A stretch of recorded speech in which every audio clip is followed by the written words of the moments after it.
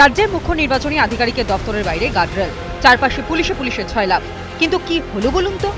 এইটা হচ্ছে CO office, third floor এবং সেকেন্ড ফ্লোরে অফিস। এই অফিসের মেন এন্ট্রান্স হচ্ছে এখানে।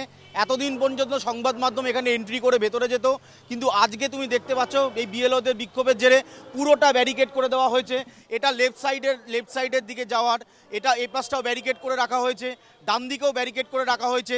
এবং যেটা জানা যাচ্ছে যে পুলিশ কমিশনার নির্দেশ দিয়েছেন, সেই কারণে তিনি কিছু করতে পারবেন না বলে সিও প্রাথমিকভাবে জানাচ্ছেন। এমনকি বুধবার সিও দপ্তরে ঢুকতে দেওয়া হয়নি সাংবাদিকদেরও। এতদিন যেখানে অবলীলায় ঢুকতে পারতেন সাংবাদিকেরা, খবর সংগ্রহ করতে পারতেন, বুধবার সেখানে কেন এই নিষেধাজ্ঞা? এক কথায় পুলিশের দাবি, উপর মহলের নির্দেশ হিসাবে যেটা মনে করা হচ্ছে, তৃণমূলপন্থী বিএলও যারা লাগাতার বিক্ষোভ দেখিয়েছিলেন, ভিতরে সিও দপ্তরের কাজে ব্যাঘাত ঘটেছিল, সেই কারণে মুখ্য নির্বাচন আধিকারিকের দপ্তরের তরফে কলকাতা পুলিশ কমিশনারকে চিঠি।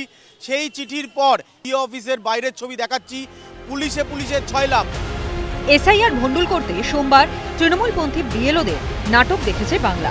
আচ্ছা, তৃণমূলপন্থী বিএলওদের সেদিন অনুমতি দিলে কেন সাংবাদিকদের বেলায় পুলিশের নিষেধাজ্ঞা?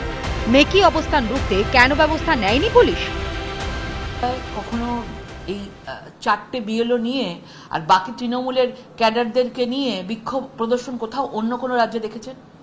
মানে এই রাজ্যে কোনো সংবিধান নেই, বিভিন্নভাবে প্রেশার সৃষ্টি করার একটা তৈরি করা হচ্ছে, যাতে মানে নির্বাচন কমিশন যেন প্রেশারে থাকে এবং সেখানে যেন তারা এই এসআইআর বন্ধ করে দেয়।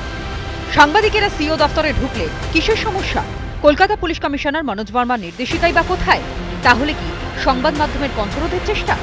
অনুপম পাত্রের রিপোর্ট, রিপাবলিক বাংলা।